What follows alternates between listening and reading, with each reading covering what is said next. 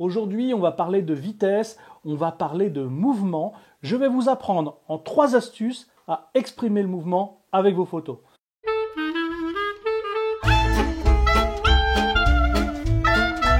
Tout le monde pense qu'une photo, c'est forcément figé et que pour le mouvement, c'est la vidéo. Eh ben non, on peut exprimer le mouvement en photo. C'est ce que nous allons voir de suite.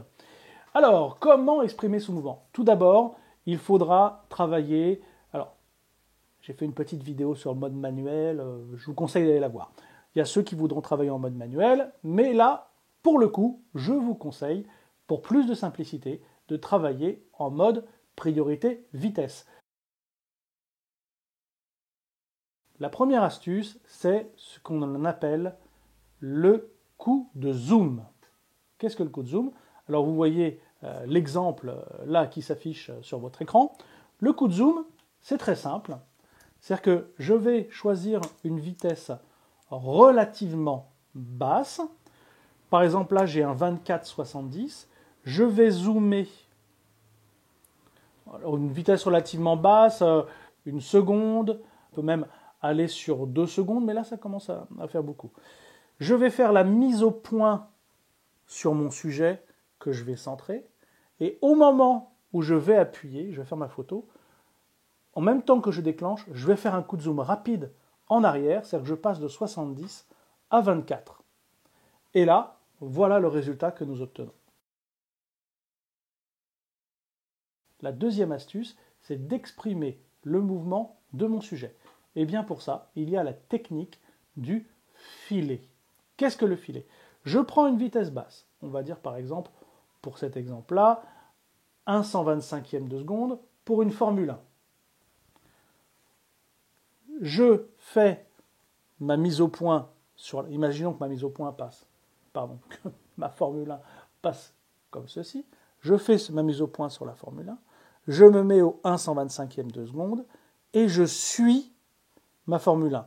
Je déclenche, je continue à suivre ma Formule 1, même si je ne la vois plus dans mon viseur.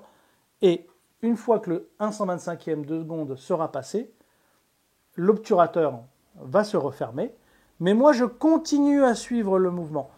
Continuer à suivre le mouvement permet de ne pas donner d'un coup dans la photo, parce que bien souvent, on arrête quand on entend le clac et il y a une petite latence et finalement, la photo n'est pas bonne.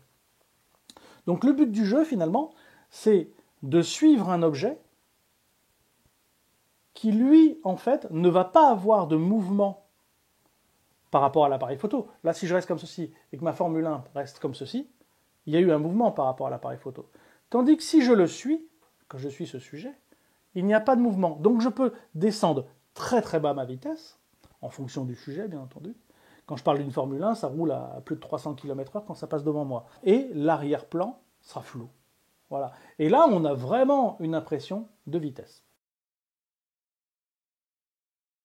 Troisième astuce, et non des moindres, celle que vous allez utiliser, j'imagine, le plus souvent, c'est de rendre son sujet flou.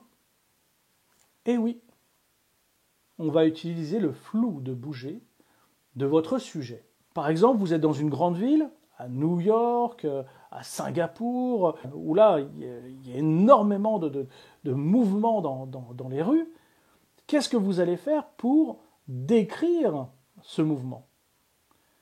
Si vous montez la vitesse, pour avoir tout net, c'est-à-dire les voitures, les piétons, finalement, vous allez figer le mouvement. Alors certes, tout sera net, mais vous ne donnerez pas la sensation de mouvement, de vitesse dans votre photographie. Ce sera une photographie que j'appelle morte, une belle nature morte. Mais si vous donnez de la vitesse à vos sujets, c'est-à-dire en baissant votre vitesse et en les mettant légèrement flous, vous allez traduire leur mouvement. Alors, ce qui est intéressant parfois, c'est de trouver un compromis, c'est-à-dire une vitesse qui permet de figer les piétons, qu'on voit quand même des visages, mais qui soit assez basse pour ne pas figer, pour laisser le mouvement des véhicules.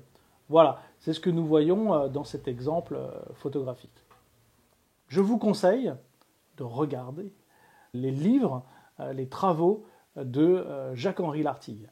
C'est merveilleux.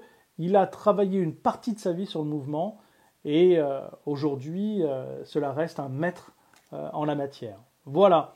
Je vous remercie d'avoir regardé cette vidéo très très courte. Comme d'habitude, ne restez pas chez vous. Allez faire de la photo. C'est comme ça que vous progressez. Sortez avec votre appareil photo. Allez, à très vite pour de nouvelles vidéos.